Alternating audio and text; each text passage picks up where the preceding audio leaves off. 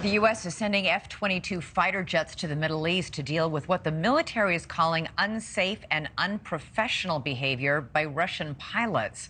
It's all happening in the skies over Syria, where Russia is supporting Syrian President Assad, and the U.S. is backing rebels on the ground. The move to send F-22s comes after Russian fighter pilots have repeatedly tried to engage with American pilots. The American military has expressed concern over Russia's flouting of rules in the region. Chief Washington correspondent Blake Berman joins us now. And this deployment of F-22s comes as Russia has launched a cyber attack on the U.S. What can you tell us about that? Yeah, so we see these tensions, Elizabeth, between the U.S. and Russia playing out not only in the military, but also in cyberspace as well. This example has to deal with the file sharing software known as MoveIt. Now, the FBI had actually warned about potential vulnerabilities last week, but now they are saying the U.S. government has been impacted by Russian cyber criminals. The U.S. government agency that oversees all of this is known as CISA, and the head of CISA has put out the following statement saying, quote, "We are working urgently to understand impacts and ensure timely remediation. At this time, we are not tracking any significant impacts to the federal civilian executive branch enterprise, but we are continuing to work with our partners on this issue." Here was the White House talking about all this earlier today.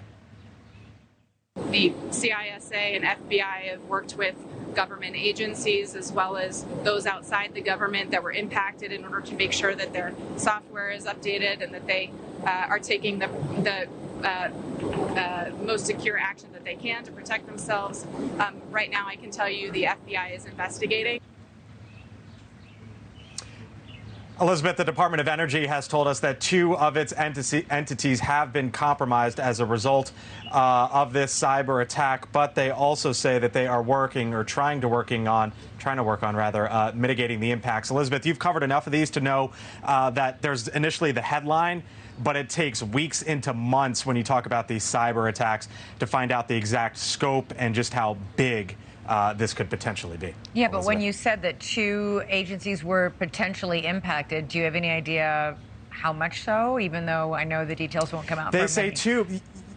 Yeah, it's within the Department of Energy, and they say 2 entities from within that bureau. They're not exactly saying what kinds or where it is or how big it might be, but just that it's within the Energy Department, and they say they're working on trying to mitigate the impacts. Thank you for watching. Go to newsnationnow.com to find NewsNation on your television provider. And don't forget to click the red subscribe button below to get more of NewsNation's fact-driven, unbiased coverage.